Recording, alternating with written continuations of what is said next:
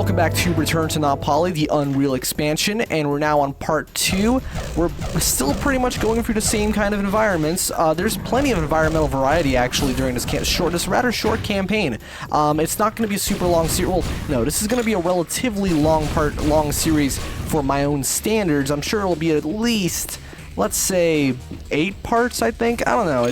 It's a shorter campaign than the original game, that's for sure, especially depending on how much I die, but as you can see, I have quick saves because it's a PC title from that time period when that was a thing, so, you know, we're not going to be worrying too much about that, even though I am playing on medium difficulty as opposed to super easy mode, because, I don't know, there's no point. I know this game well enough that I feel like I can just kind of manage, and this right here is the Scar.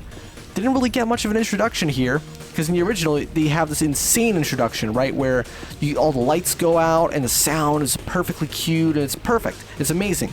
And here it's just like, hey guys, it's a Scar, and I don't know, I don't really have a problem with that from a gameplay standpoint. It's just kind of like, okay, cool.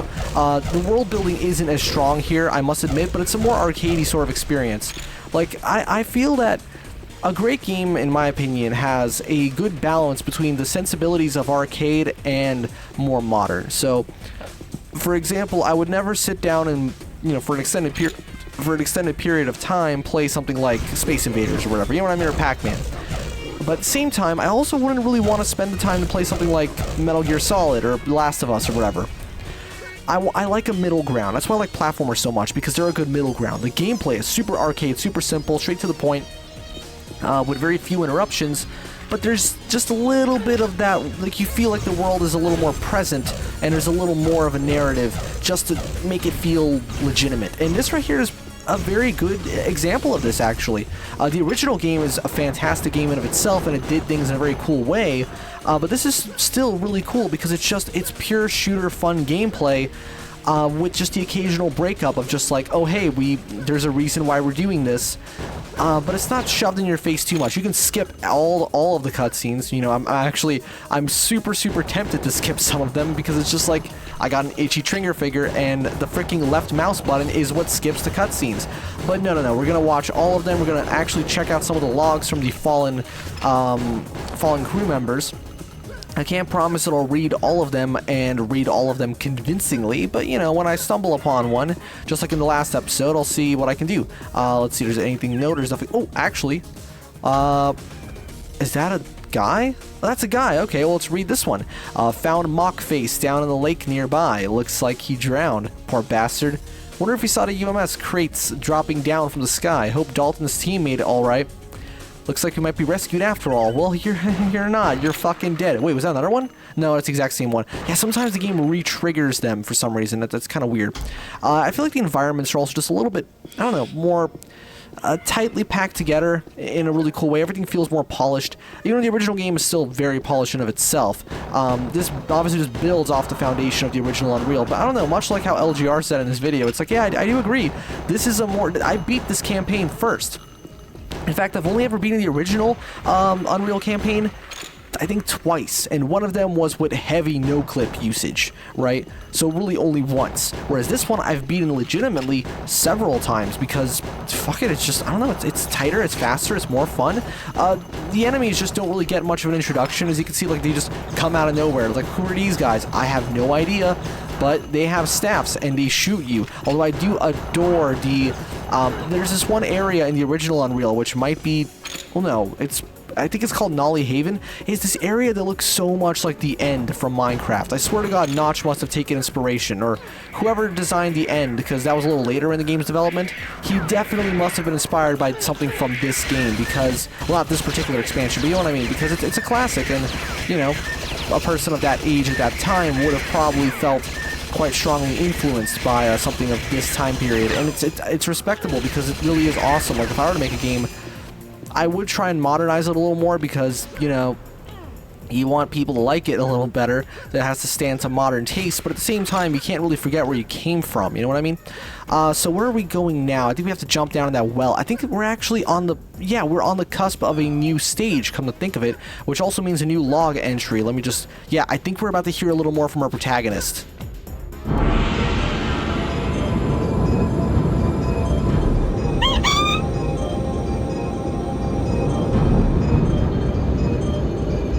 After a leap of faith, I'm pausing to record a log entry. I'm still shaken up after running into the Scar and their filthy minions.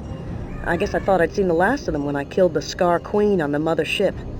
Seems like an eternity ago. Is there another colony nearby? Where are they coming from? This is like a recurring nightmare. Still no sign of the Prometheus. Time to move on. Splash, and we're in the obligatory sewer level, because there's always got to be a fucking sewer level in one of these games. It's not too bad though. For one, it's still very nice looking, because of course this is Unreal, and the level design is actually pretty fun. Again, the level design is consistently enjoyable throughout this expansion, I gotta admit. Let's see what we got here. No sign of anyone wet. No sign of anyone yet. It's getting dark again. Gonna camp out near the well until morning. Well, seems empty. Oh wait. Well seems empty. For fuck's sake, you dyslexic bastard. There may be a way out. Maybe I'll find the others. No, you won't. You're not alive anymore. You multiplayer skin. You know, it's funny because I'm genuinely curious as to the percentage of people who played Unreal solely as a multiplayer game. Because really, you can just fucking pause and just go to bot match right now. You know what I mean? Just go game, bot match, you know, and just completely ignore the single player component. And the multiplayer is very strong. And not just that, but the bots are really intelligent, right? So even though they're not really using any sort of intelligence, they essentially just go off of nodes. You have to place them down around the map yourself. You can give them different properties. Again, just a little bit of experience I have with the Unreal Engine, and when I say a little bit, I really do mean like not a lot. Also, we got the shotgun. Well, it's not really a shotgun, but it's the, what was it called, the Stinger, I believe, which ended up getting replaced by the minigun later on in the series. Well, not in this series, but the Unreal. So, because again, in my head, Unreal Tournament was the sequel to this. Well, yeah, I guess the sequel to the original Unreal, but this is kind of like just an expansion, because that's what it is, an expansion pack. Whereas Unreal 2, I don't hate it. I actually don't mind Unreal 2. I find it relatively fun. It's polished. It looks pretty good. It sounds alright. It has some decent tracks. I think I'm gonna get squished. Yep. Oh, fuck. Get the fuck out. There you go. I think the voice acting is fine. The characters are relatively likable. I really don't think it's a terrible game, but the thing is, I don't think anyone thinks it's terrible. Most people just think it's mediocre, but the thing is, on the internet, mid usually is worse than straight up bad, you know? That's kind of how people seem to work, which I never really understood, because it just goes against all logic. Like, when I see people, hear people calling something mid-garbage, I'm like, wait, hold on. Which one? You can't have both. You know, it doesn't make sense. It's like it's either one or the other. It doesn't matter. This section is pretty cool because you think it's just going to flood the area, but that's exactly what happens. I think the water level starts to rise, and then I think there's these bastard flies that come out at some point. Am I right about that? I'm not sure. Let me try and ready myself, because I think, oh fuck yeah, I knew it. It's those asshole flies that I fucking hate, because in the original game they jump scare you out of nowhere, and like, this game used to actually freak me out a little bit. I'm not really sure why exactly. Come on, where are you? Oh, there's more. There's another one. Die. There you go. It's dead. I think so. But yeah, that's just kind of how I stand when it comes to those sort of things. So we're just going to keep moving forward. It's going to be a loading screen, but no loading screen. Okay. You know, I think I might want to tweak the shadow settings. I'm not sure, because I swear to God, everything looks a little bit darker than it should be. Or maybe it's just me. Ooh, what's this? Hey, we got the best weapon in the game super early on, and wow, it looks so fucking stretched with this field of view. Uh-oh, I hit the wrong button. I hit F5. F2, there it is. The mountains are becoming harder and harder to hike through. Getting tired. Just discovered a well nearby. About to investigate. It's guarded by brutes, and I should be able to skip by undetected. Well, you couldn't slip by undetected. You died, so... Oh, we got a shield belt. Nice. Heading for the shield belt. That's all I remember from Unreal Tournament 3. For some reason, it's just those lines really stick out in my head. Yeah, I do think that more first-person shooters should have more memorable introductions to certain weapons, because it really is a little off-putting whenever you run into a new weapon, like in this game, and you just kind of pick it up out of nowhere, and it just doesn't leave an impression. You know, like, I get that you don't have to make some grand reveal out of every single weapon in every game, but still, it's cooler to, like, put it on a pedestal or something, or make it really feel like you have to go out of your way to find it, or it's just make it feel like more of a grand reveal. I don't know. Some games do it pretty well. This game, it's just kind of, hey, here's the weapon, use it now, which I guess I can't really hate too much, but still, can you guys see anything during this section? I can barely fucking see. It's so washed out right now. And I know it's underwater, but still. And look at that, you're just introduced to a new enemy out of nowhere. These guys were actually pretty effectively introduced, I'd say, in the original Unreal. This isn't the correct way. We just had to go there for a bit to get a little more air. But now I believe we have to go this way. Let's save a quick save in there, just so we make sure we don't have to redo too much progress. Although, you know, the console commands are at the ready, but I'm going to try not to use them. While I don't typically find myself able to be immersed into a lot of PC-type games because, well, when I have access to invincibility and no-clipping at the tip of, like, my finger, just like that, it's kind of hard to take a game seriously. Like, even though Half-Life is, like, a masterpiece and stuff, I can never take the PC version seriously because I'm so easily tempted. It's just so easy to just type in fucking SV_cheats and, you know, do the things that you do when that kind of thing happens, when it's available to you. It's just, I don't know, I know it's my fault. I shouldn't let myself, you know, get carried away so easily, but I'm sorry, it's way too fun to just run around like an idiot fucking, oh shit, we're almost out of air. Just running around, shooting the scientists in the face, you know, just completely acting out of character. Well, to be fair, it's not like Gordon, what was his name? Gordon Freeman really has like a super established character, but that's kind of the whole point of the game, that you can sort of just insert yourself however you want. Let's wait until our air supply replenishes real quick. Come on, there you go. Now that's a lot better. And we can just keep proceeding through the stage. I'm using the old Unreal old sound effects, by the way, as you can hear. Oh, I think we're going to get a new log entry right about now. Well, let's just take this guy out first. Look at that. I love how there's no bullet drop off. You just shoot him from wherever. It feels like you're a fucking eagle in this game. It's amazing. All right, let's jump in, and I think we're going to get a new log entry. Are we? Don't make me look like an ass here. Come on. Skip to a cutscene. Or, oh, I think actually, instead of a log entry, we're just going to get a, well, okay. Basically, this is one of Unreal's slow boat rides. There's really not much going on.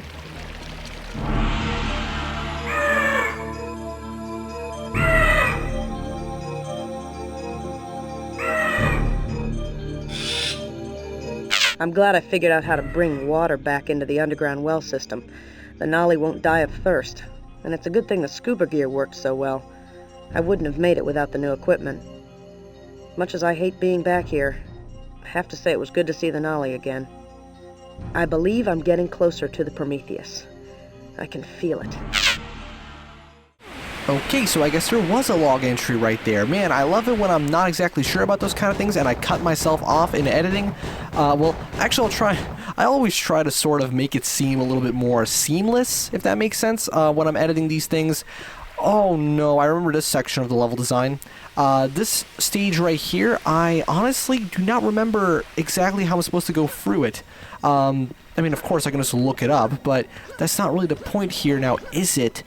Hey, Nolly, why do you have these weapons? I thought you were a peaceful race. Well, it doesn't matter because I like this detail a lot. It's really cool.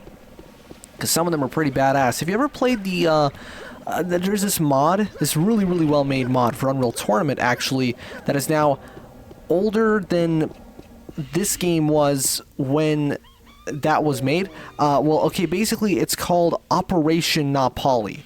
And it's insane. Like, the voice acting kind of sucks, yeah, but everything else, oh my god, it's ridiculously polished. It's got these new weapons, it's got all these new enemy types and these new levels, and it's absolutely beautiful to look at. It's such a well-made mod. Like, I played through the whole thing as if it were just an official game. It's absolutely insane.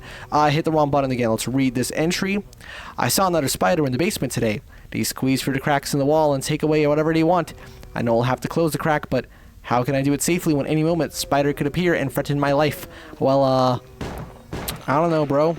Just shoot him, I guess. I don't know. I remember the section. We have to go down into the underground because we're gonna have our obligatory spider-infested stage.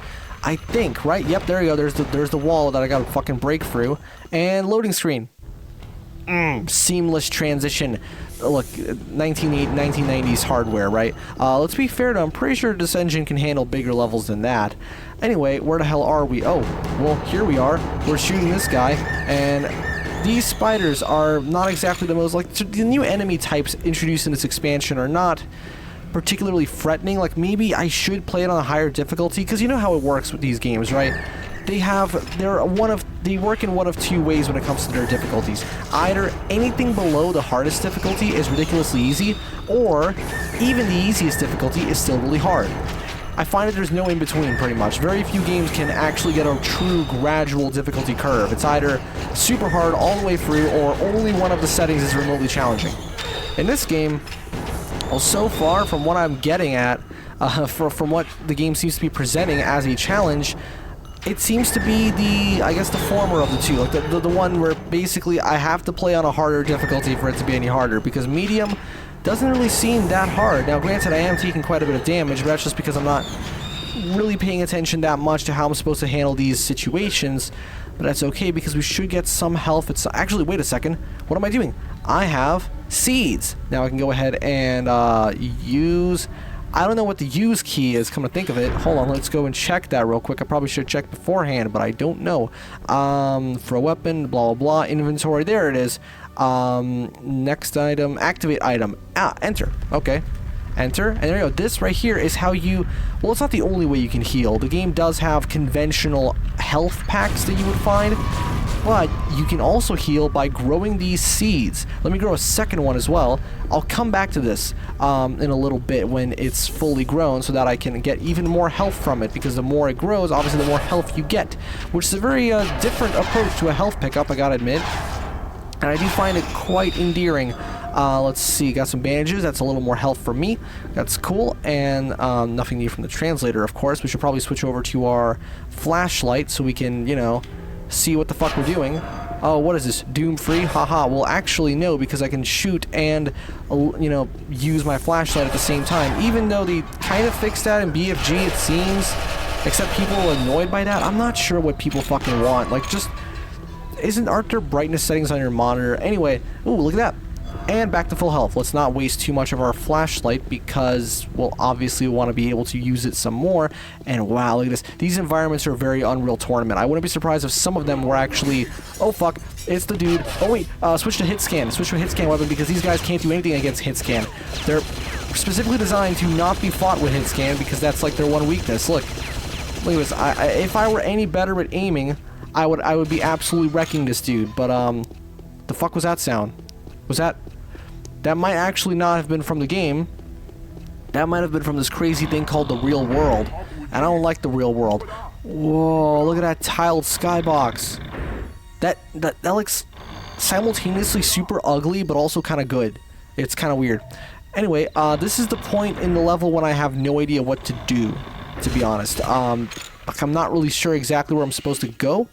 But I do believe there's something to do with this. Oh, well, of course, there's a dude to shoot, so we're going to go and shoot him. Look at all the blood that gets splattered everywhere. That's awesome. Really, and also, I think flies attract to some of the models when you kill them, which is really neat. But yeah, if I remember correctly, you're not supposed to... Yeah, this doesn't open, obviously. There's a... Oh, wait, that's a nollie. Follow the nollie. Follow the nollie inside and kill this guy to protect the nollie, because, oh, you don't really have to protect him, but they do grant you with some bonuses occasionally, you know? It's not necessarily mandatory, but, like, it's fun. That opened something. There you go, that's what that opened. Now we're going to go ahead and traverse all the way over there. It's not going to be too difficult to do. We're just going to get our little bit of health. And there we go. I do like this oh, fuck, wait, I just realized something. Turn that off. Right the fuck now. I do not want no dodging, alright? Turn that shit off. Where is it? Dodge click time? Well, no, just, there you go, turn it off. There you go. Fun. I don't like the dodging mechanic. I get that it's essential for, like, high-level multiplayer play, I imagine. But I'm not playing high-level multiplayer. I'm playing medium difficulty single player. So, I don't think I'm going to need it all that much. Now, I don't remember if this lever right here... Why am I even using the flat cannon? Because, well, to be fair, the flat cannon is very useful in all contexts because it's the fucking flat cannon. It's an amazing weapon. I don't know what this triggers, to be honest. But we're just going to flip it and see what it does. Because maybe it'll be beneficial to me. Possibly over here. Yeah, okay, I haven't been here before. That was a really cool reveal, actually. This game does have some really cool scripted set pieces. Like, later on, we're gonna end up in an ice level, and you're gonna see this really cool spaceship kind of fly over you. And it's the one that you're gonna have to interact with later on in the game, I believe. So, you know, some nice little bits of scripting. What the hell is that chunk of meat right there?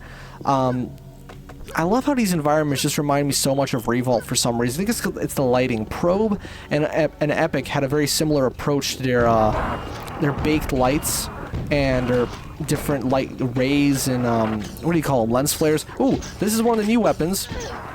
It's a little bit awkward to use, to be honest. I'm not a huge fan of it. Really, a lot of the weapons in this game feel just completely redundant, you know, because like, what's the point of having them when they perform very similar functions to other weapons? We flip this lever, and I think we're actually making decent okay. Yeah, we're making decent progress now. I'm actually getting through, and I'm not getting too lost or confused. Now, let's see if we can continue to not be lost or confused, because I do remember that there's another section I have to I think I have to climb up, and here's the thing. You gotta get to a cave, right? That's pretty much the main objective in this area. I think this is where I started, isn't it? It is where I started, so I believe that the best way to go about doing this is... Okay, objectively, the best way to go about doing this is just to use no-clip and or the fly command. But what we're really supposed to do... I'll kill this dude real quick. Come on, take him out. Look at that skybox, though. Is we want to get over... there's a... Okay, you know what? Let me just show you what we have to do. We're not gonna... Look, we have to be over... Where do we have to go? I think we have to go over there somehow. Wait, let's go back. It's like a fucking Minecraft parkour map. It's like, no. We're not cheating, though. Go back to walk. Walk. There you go. It's all caps because I use caps lock as my recording key. So, obviously, maybe that's not the best idea. I don't know, because I like to just look over at my keyboard and know that I'm recording, even though I can just look to my other monitor and confirm it. You know what? Fuck it. But... Oh, shit, I thought I could do a quake jump over that. Now, we're going to have to figure out where to go now. You know, I'm sure it's probably super obvious. This can't be flipped a second time, of course. Wait a second, what am I doing? Why don't I just go back up on top of one of the rooftops, and then, after we get up on top of it, we can simply... wait, oh, this... Yeah, no, I've already been here. We can get up on the rooftop and then just do some platforming, parkour, or whatever you want to call it. And then, oh, there's a new... Is that... What the fuck? They're introducing another new enemy type just out of nowhere. I told you. They don't really bother giving them any sort of introduction. Just kind of go like, yep, there's a new enemy type. Deal with them now. And they're not really too tough now, aren't they? Can I get some health? Yes, I can. And yeah, okay, there's this section. Now I have to do some parkour up to here. It's interesting how when it's in first person, we call it parkour. When it's in third person, we call it platforming. That's kind of odd because they're two sort of different things, but they're also kind of the same. Wow, these guys are not as difficult as I remember them being. I guess we just run around them real fast. To be fair, there are different types of the Scar, each one of them having a slightly different strategy. It's incredible how fully fleshed out this race was at this point, despite the fact... Yep, okay, there you go. Now we can just move on through to this section. Despite the fact that they never really got that much use, even in the tournament games, especially in the tournament games, because it was such a multiplayer-focused thing that it just kind of went like, okay, oh, fuck, okay, that actually made me jump, low-key, not gonna lie. That was weird. You know what? I know what it is. I know what makes me jumpy when it comes to video games more than anything else. It's just when something gets a little bit too close for comfort, you know, when, like, you just realize something's right up next to your fucking face and that makes you jump. Like, that was like a jump scare to me, you know? It kind of, you get that rush of adrenaline, right? Okay, let's see if we get a new log. We're definitely going to get a loading screen, and I think that's going to be down to the episode because we've been doing this for quite some time now. But we might get a new log entry. Are we going to get one? No. Oh, hold on. We have a little bit more to this level left. We got this brand new area, and ah, fuck, he's got the ASMD. Wait a second. So do I. Let's load that shit up and go. Come on, die. Just kind of, you can just sort of spread, you know, spray and pray, except that, well, actually, you can just use, yeah, there you go, he's dead. Just don't kill yourself on that. There you go, get jib him real good. And now we're just gonna find some, I believe there's some of those gas bag enemies that we want to look out for in this section.